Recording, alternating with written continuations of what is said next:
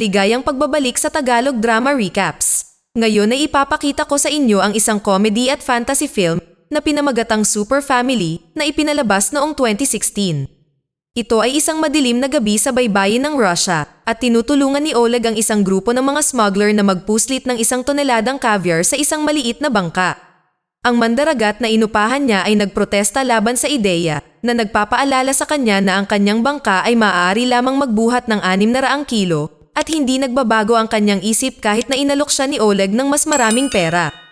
Gayunpaman, hindi ito sapat para sumuko. Nagkunwari siyang tinatawagan ang kanyang asawa ngunit aktwal na nakikipag-usap sa smuggler at sinabi sa kanya na sabihin na 600 kilo ang kargamento upang tanggapin ito ng mandaragat. Gumana ang tricks at isinakay ni Oleg ang toneladang caviar sa bangka ngunit hindi pa sila nakakalayo. Dahan-daang lumulubog ang bangka at ang mga kargamento at walang pagpipilian ang mga lalaki kundi lumangoy sa dalampasigan. Nang hilingin ng mandaragat na bayaran ang pinsala sa kanyang bangka, ibinigay ni Oleg sa kanya ang kanyang bago at modernong kotse, kaya naiwan siya sa lumang riket na sasakyan ng mandaragat at nagkaroon ng utang na 1,000,000 sa mga smuggler. Kinabukasan, pinuntahan ni Oleg ang kanyang kasintahang na si Sveta sa bangkong kanyang pinagtatrabahuan para umutang, ngunit hindi niya ito mabigyan dahil hindi pa nito natatapos bayaran ang kinuha niya noon. Sa kagustuhang tumulong, nag-alok si Sveta ng alternatibong solusyon, maaari silang humingi ng tulong sa kanyang pamilya dahil mayroon silang sariling bahay. Si Oleg ay hindi napahanga sa ideyang ito dahil hindi niya kayang panindigan ang pamilya ni Sveta at mas gugustuhin niyang hindi na sila makita muli, ngunit wala na siyang pagpipilian. Nagmaneho sila sa kanyang bahay kung saan magkasama ang buong pamilya. Naroon ang ama ni Sveta na si Boris, na mahilig kumanta ng mga kakaibang kanta at hindi lumabas ng bahay sa loob ng 5 taon dahil siya ay isang wanted na lalaki. Ang kanyang lolo na si Pavel na nagnanais na mamatay na siya, ang kanyang kapatid na si Rita, na nagtatrabaho bilang isang accountant sa teatro ngunit nais na maging isang performer, ang kanyang kapatid na si Tolik, na gustong sumali sa army ngunit hindi magawa dahil sa kanyang hika at mahilig sa pag-aalaga ng mga aso, at ang kanyang kapatid na si Sasha, isang batang babae na patuloy na nangangarap na maging isang matured na babae at may crush sa kasintahan ni Sveta na si Oleg. Sinubukan ni Oleg na kausapin si Boris tungkol sa kanyang problema sa pera kung saan kailangan niyang maghintay hanggang matapos siyang kumanta. Nang sa wakas ay marinig ni Boris ang kanyang sasabihin, nabigla siya, iniisip na ang pagbebenta ng bahay ay parang pagbebenta ng kanyang pamilya sa mga mang-aalipin. Sinubukan ni Oleg na ipaliwanag sa kanila na walang mawawala ng anuman, kailangan lang niya ng liham ng guarantor, ngunit walang itong kabuluhan, hindi pa rin sang-ayon si Boris. Biglang naputol ang pagtatalo nila nang may bulalakaw na dumaan sa bubong at tumama sa gitna ng bahay at tinamaan si Pavel. Sa una, ang pamilya ay tumakbo sa labas, iniisip na maaaring sila ay inaatake, ngunit sa sandaling makakita sila ng meteorite shower sa kalangitan, naiintindihan nila kung ano ang nangyayari at bumalik sa loob upang suriin ang kanilang lolo. Matapos siyang dalhin sa kama, nagsimulang maghukay si Oleg at ang magkapatid para kunin ang meteorite para ibenta ito, ngunit isa-isang natutulog ang magkapatid at iniwan si Oleg na naghuhukay mag-isa. Hindi siya natapos hanggang umaga, at nang siya ay lumabas sa butas, nakita niyang tinawag siya ni Pavel mula sa kama upang sabihin sa kanya na malapit na siyang mamatay. Nais ni Oleg na tumawag ng ambulansya, ngunit ipinagbabawal ito ni Pavel. Nabuhay siya ng matagal at nais na umalis sa mundong ito ng payapa. Bago pumanaw, binigyan niya si Oleg ng isang huling mensahe na ipapasa sa kanyang pamilya, lahat sila ay mapupunta sa impyerno. Pagkatapos suriin ang pulso ni Pavel upang matiyak na ito ay totoo, si Oleg ay sumugod kay Sveta upang ibigay sa kanya ang balita, ngunit siya ay mahimbing na natutulog at hindi siya pinansin. Nakatulog si Oleg sa tabi niya. At nang dumating si Tolik upang ipakita sa kanya ang isang bagay, wala na si Sveta. Sinundan ni Oleg si Tolik sa sala at nakitang ang meteorite ay nagbago ng anyo sa isang kakaibang likido. Si Sasha ay naging sobrang lakas at si Rita ay nakakalipad. Lumitaw si Sveta pagkaraan ng ilang sandali, lumalabas na hindi nakikita ang kalahati ng kanyang katawan at biglang sumama sa kanila si Pavel, buhay at maayos. Ngunit nang hindi makontrol ni Rita ang kanyang bagong kakayahan at lumipad palayo sa butas sa bubong, mabilis siyang bumagsak sa lupa at muling pumanaw si Pavel habang si Sveta ay ganap na nakikita. Pagkatapos nilang tulungan si Rita na bumalik sa loob at atali siya para hindi na siya lumutang muli, na naging dahilan upang magising si Pavel, Naisip nila na binigyan sila ng meteorite ng mga espesyal na kapangyarihan. Naisip ni Sveta na dapat nilang tawagan ang mga awtoridad at sa sandaling umalis siya sa silid, namatay muli si Pavel at huminto sa paglutang si Rita. Tila gumagana lamang ang mga espesyal na kakayahan kung magkakasama silang lahat. Pumunta sila sa isang doktor upang tanungin siya tungkol dito, ngunit sinabi ng doktor na sila ay malusog at walang mali sa kanilang mga katawan. Ang pagkawala ng epekto ng kanilang kapangyarihan tuwing sila ay naghihiwalay ay bahagi lamang ng kung paano gumagana ang kanilang mga kapangyarihan. Sa ibang pagkakataon sa panahon ng hapunan, tinalakay nila kung ano ang dapat nilang gawin sa mga kapangyarihang ito. Gusto ni Rita na mag-perform ngunit sa palagay ni Pavel ay pag-eeksperimentuhan sila ng mga tao kapag nalaman nila ito. Habang pinapakain ni Tolek ang kanyang mga aso ay natuklasan niya na naiintindihan niya sila ngayon. Sinabi ni Oleg kay Boris na dapat lumabas ang pamilya sa TV at mabayaran sila, ngunit tumanggi si Boris na gamitin ang kanyang pamilya ng ganoon. Nang matutulog na sila, tinanong ni Oleg si Sveta tungkol sa pera na iniimbak nila sa bangko habang iniisip niya kung magkakaroon siya ng mga invisible na anak. Kinaumagahan, sinubukan ni Pavel na magbigti, ngunit walang kabuluhan hanggat kasama niya ang kanyang pamilya, mananatili siyang buhay. Natuklasan ni Boris na ang kanyang kapangyarihan ay teleportasyon nang siya ay pumunta sa banyo para mapawi ang kanyang sarili. Nagpasya siya na ang pamilya ay nangangailangan ng kaunting bakasyon upang harapin ito. Ang grupo ay pumunta sa isang lawa upang mangisda at habang si Boris ay natututong kontrolin ang kanyang kapangyarihan, sinabi ni Oleg sa lahat ang tungkol sa plano na kanyang naisip, dapat silang magtulungan upang magnakaw sa isang bangko. Sa pagiging invisible ni Sveta, kailangan lang niyang pumasok at pagkatapos ay lumabas na may dalang bag ng pera habang ang lahat ay nakaupo sa malapit na kotse upang hindi mawala ang kanyang kakayahan. Sumang-ayon sina Rita, Tolek, at Sasha, ngunit patuloy na tinatanggihan ni Boris ang ideya. Kahit na sinasabing wala siyang pakialam kung umalis si Oleg at hindi na nila magamit ang kanilang kapangyarihan. Galit, sumakay si Oleg sa kotse at sinundan siya ni Sveta pagkatapos sabihin sa kanyang pamilya na ilagay ang katawan ni Pavel sa basement hanggang sa makabalik sila. Sa kalsada, sinubukan ni Oleg na kumbinsihin si Sveta na ang kanyang plano ay isang magandang ideya, ngunit bigla silang pinahinto ng isa pang kotse. Ito pala ang mga smuggler na hinihintay ang pera nila. Sinabi sa kanila ni Oleg na makukuha nila ito sa loob ng isang buwan, ngunit hindi nila matatanggap iyon. Babayaran niya sila sa loob ng isang linggo o ibebenta nila ang kanyang mga organo sa black market sa China. Pagkaalis ng mga smuggler, sa wakas ay naunawaan ni Sveta na ang utang ni Oleg ay hindi lamang tungkol sa pera, nakasalalay din ang kanyang buhay sa panganib, kaya tinanggap niya na tulungan siya. Kinabukasan, dinala ng magkasintahan si Boris para ipakita ang magandang bagong bahay na mabibili nila kung susundin nila ang plano. Hindi iniisip ni Boris na kailangan niya ng isang bagong bahay. Ngunit sa wakas ay tumayo si Sveta para sa kanyang sarili at sinabi sa kanya na ang pamilya ay nagkakasakit na sa lumang rickety na bahay at gusto nilang lumipat kahit saan na may gumaganang banyo. Tumanggi pa rin si Boris, ngunit nang magsimulang umiyak si Sveta at sinasabi na humihingi siya ng tulong sa kanya sa unang pagkakataon sa kanyang buhay ngunit hindi niya mapagbigyan ang kahilingan ng kanyang anak, sa wakas ay sumuko si Boris at tinanggap ang planong pagnanakaw ng bangko.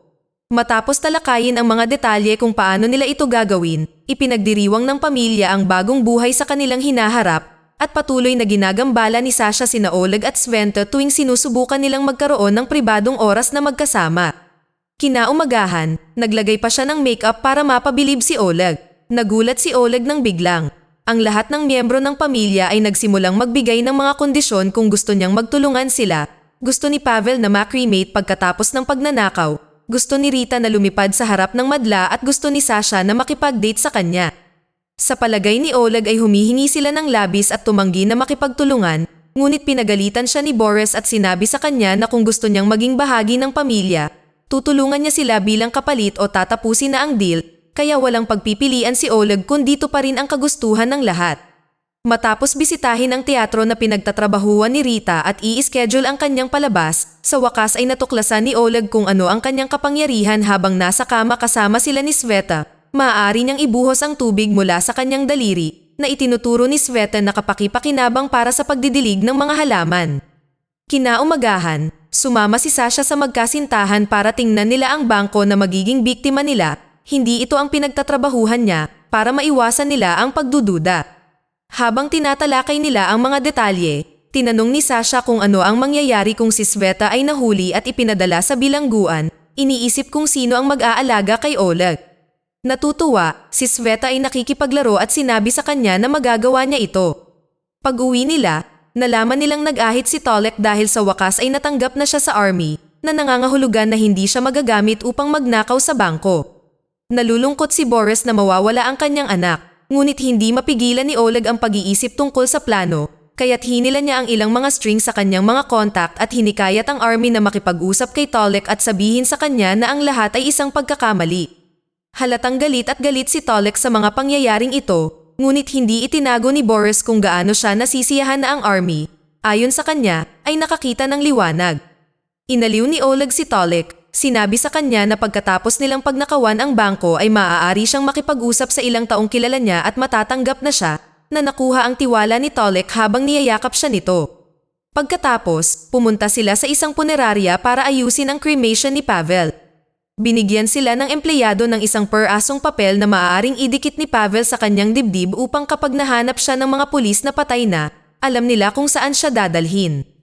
Pagkatapos, isinama ni Oleg si Sasha para sa tanghalian sa isang magarbong restaurant habang pinapanood sila ng pamilya mula sa malayo at si Sveta ay invisible na umupo sa tabi nila upang bantayan ang kanyang kapatid. Nais ni Sasha na isama siya ni Oleg pagkatapos ng pagnanakaw dahil hindi na niya matiis ang kanyang pamilya, ngunit bago pa siya tanggihan ni Oleg, nag-ambala sila ng mga smuggler na kumakain din doon. Lumapit sila para tanungin si Oleg at nang mapansin ni Sasha na masama silang tao, tumayo siya at hindi nag-atubiling bugbugin sila. Ang buong pamilya ay nagsimulang tumakas upang maiwasan ang gulo na naging dahilan upang mawala ang lakas ni Sasha at sa wakas ay naiwan din ang mga smuggler. Nang maglaon, nagpalipas ng gabi ang pamilya sa pakikinig sa aso ni Tolek na kumakanta ng pambansang awit. Sa sumunod na araw, sa wakas ay oras na para isagawa ang plano. Ipinarada ni Oleg ang kotse sa tapat ng kalye sa ilalim ng araw dahil ang may anino na eskinita na tinuturo ni Boris ay may karatulang bawal para dahan. Dahil maaari lamang niyang gawin ang kanyang katawan na hindi nakikita ngunit hindi ang kanyang mga damit, hinubad ni Sveta ang mga ito bago pumasok sa bangko, hindi nakikita at hubad, kasama si Oleg. Sinusundan niya ang mga empleyado sa paligid upang matutunan ang lahat ng mga password at security code habang si Oleg ay kumukuha ng larawan ng mapa kung sakaling kailanganin nilang tumakas. Samantala, si Boris ay pagod na sa araw at nagpasya na ilipat ang kotse sa maliit na eskinita upang makakuha ng mas sariwang hangin. Ito ay nagbigay ng isang problema, ang lugar na iyon ay paradahan na para lamang sa armored vehicle ng bangko at nang dumating ang isa sa kanila, hiniling nila ang pamilya na lumayo. Tumanggi si Boris dahil magiging sanhi ito upang makita si Sveta, kaya nang makitang wala silang ibang pagpipilian, ginamit ng mga gwardya ang kanilang sariling truck upang itulak ang kotse palayo. Habang si Sveta ay lumilitaw sa harap ng isang empleyado at isang kliyente na hindi makapaniwala sa kanilang nakikita, tinawagan ng pamilya si Oleg na nagmamadaling lumabas at tinulungan silang hilahin ang katawan ni Pavel sa harap ng bangko upang silang lahat ay maging mas malapit kay Sveta muli. Agad nilang nabawi ang kanilang kapangyarihan at nawala si Sveta, kaya inakala ng dalawang lalaking nakakita sa kanya na nag-hallucinate sila. Ang pamilya ay naghahanda ng umalis ngunit pinigilan ng mga pulis na gusto lamang silang suriin. Gayunpaman, iniisip ni Boris na isa siyang wanted na lalaki at nag-teleport palayo. Lumitaw sa loob ng truck ng mga pulis nang hindi sinasadya at naaresto dahil dito.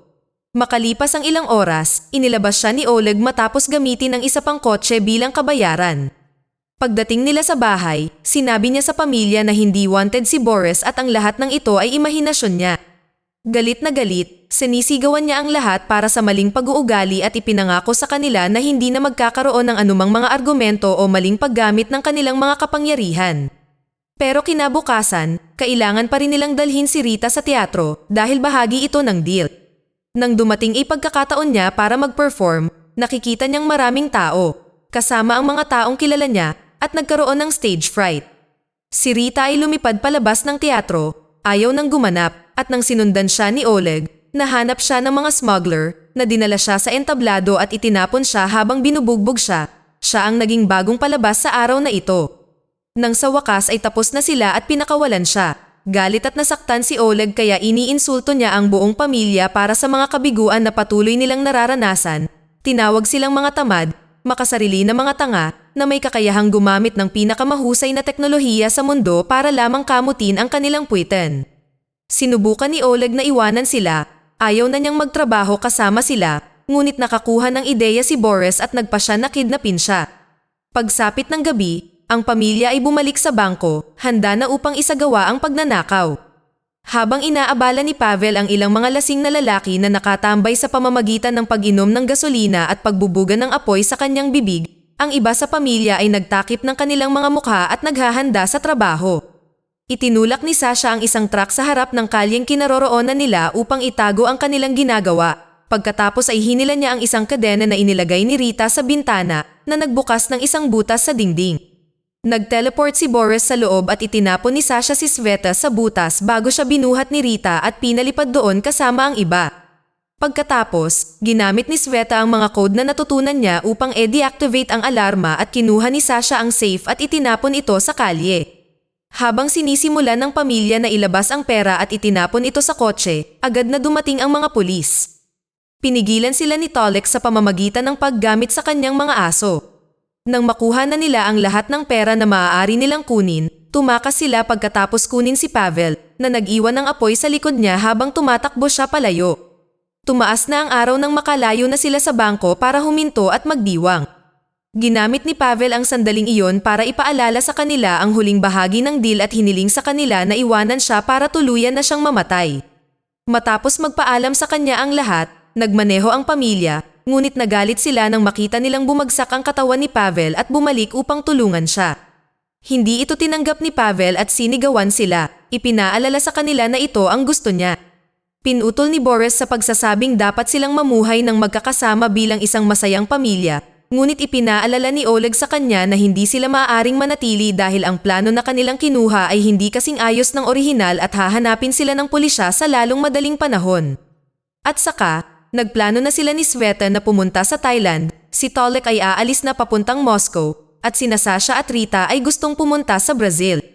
Gusto ng mga babae na sumama si Boris sa kanila, ngunit wala siyang oras para tumugon dahil sinabi ni Pavel sa kanila na tumawag siya ng pulis para mahanap siya sa kanyang pagkamatay, kaya umalis ang pamilya ng tuluyan sa pagkakataong ito.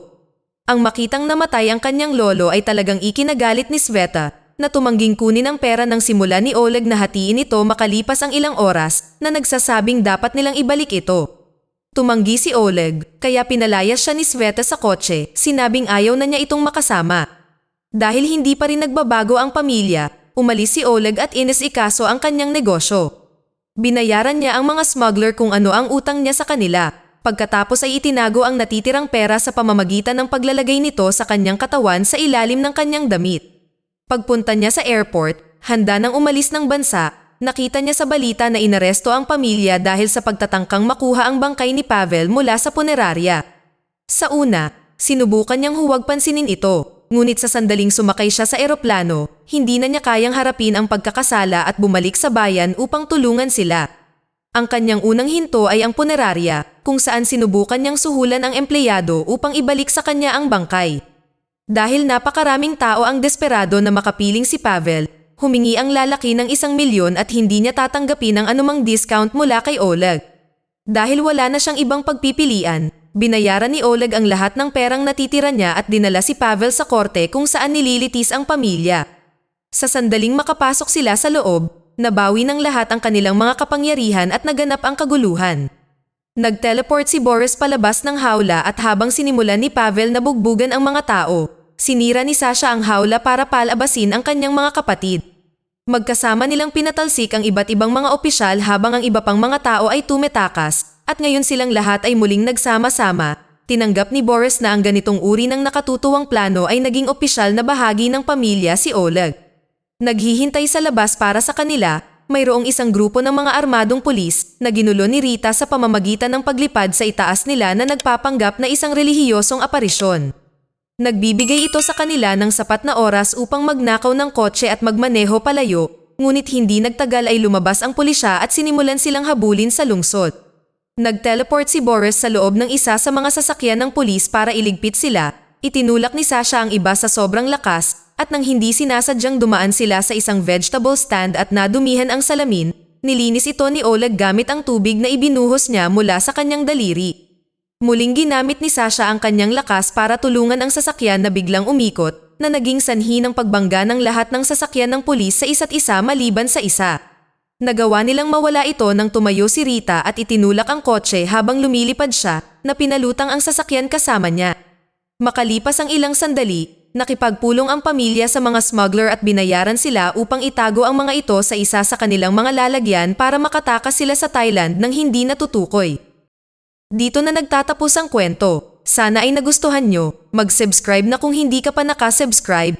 Pindutin na rin ang notification bell at like button upang matulungan ang channel, and leave a comment down below. And as always, thank you for watching.